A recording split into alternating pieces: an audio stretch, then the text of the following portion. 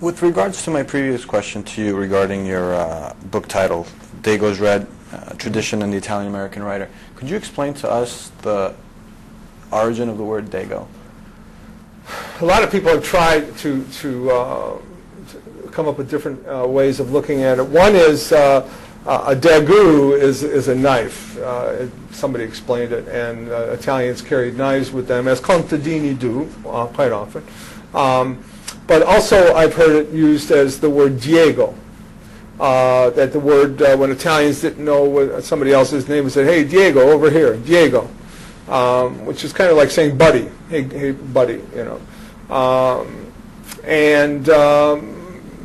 The other is just this kind of sense of derogatory way of looking at Italians, just kind of negative sounding. Right. So there's, we don't have you know, I had heard something different. I had heard something to the effect that, I mean, a lot of Italian immigrants would go work on the docks. as the day goes. And they would sit down and have their elaborate lunches that their wives prepared so religiously for them. And as they sat down to have their wine with their meal, the other dock workers would walk alongside and notice them and say, "Look at these guineas letting the day go by." Ah, okay. So that's what I had heard. Yeah, I've also heard they work by the day. Day workers. So Day workers, as the right. day goes, as the day goes. I don't know. It's interesting. Yeah, there's a lot of different possibilities for that. Interesting. Going back to your answer about the Sopranos and this TV series, I happened to see a movie by Martin Scorsese, a very famous Italian-American director, that actually made movies related to the mafia issue. But the last one, The Departed, a wonderful movie, is actually about the Irish mafia.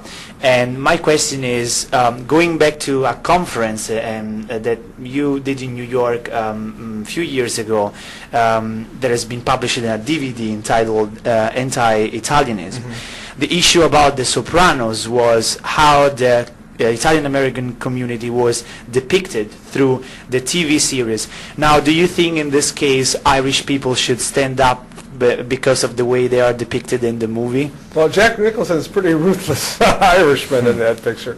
He's almost like an aged Robert De Niro from Scorsese's early film. I mean, he's a maniac in a sense.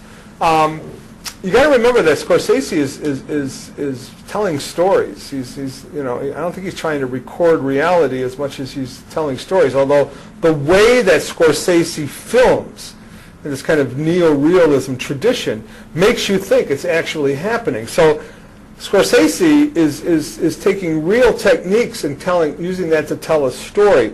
People confuse it for history. So I don't think the Irish have ever said anything about The Departed in any way at all, and I don't think they have a reason to. Who should protest is the way the Italians, the way Scorsese portrayed the Italians in that film, because they're two gangster thugs who are pretty stupid, and they end up getting killed. But that's the only Italian presence. I think it's pretty much the only Italian presence in that film. Scorsese is you know, is somebody whose primal scene in life is this kind of little boy gangster kind of. To him, it was like the gangster was like the dragon in his childhood, who just took his imagination. And he continues to play with it as almost like as it's a primal scene.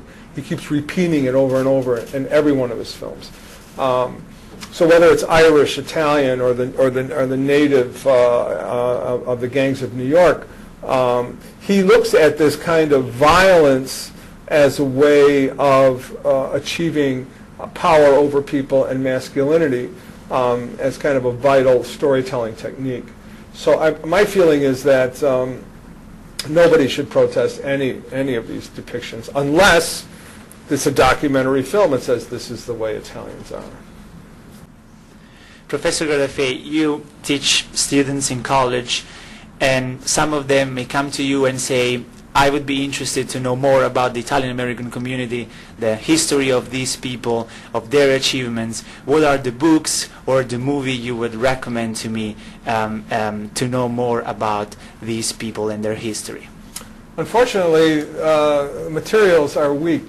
We have a history called La Storia by Jerry Mangione and Ben Moriale, which is a good place to start. It's flawed in many ways. It needs to be supplemented, and I would have them look at the work of Donna Gabaccia, Phil Canestraro, a lot of other historians who, and some of the younger ones now who are beginning to create some materials. But we don't have a single book I can send them to. Actually, we use La Storia very often, but it has its flaws.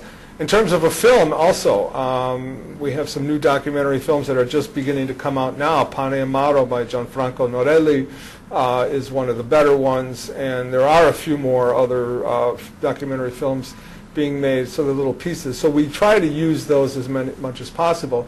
And then, of course, there's a lot of fiction. But it's a rich field that's beginning to be built, so there's a lot more materials, and we've created websites that have materials, and the Calander Institute has resources, as does the Italian American Writers Association, and the American Italian Historical Association is always a good place to go. We have almost 40 years of volumes of research in the area, so it's there. It's not easy to point to one particular thing. Well, Professor Gardaphè, I would like to thank you on behalf of myself and my colleagues for being here with us today, and we look forward to having you here again so we can discuss Italian America further.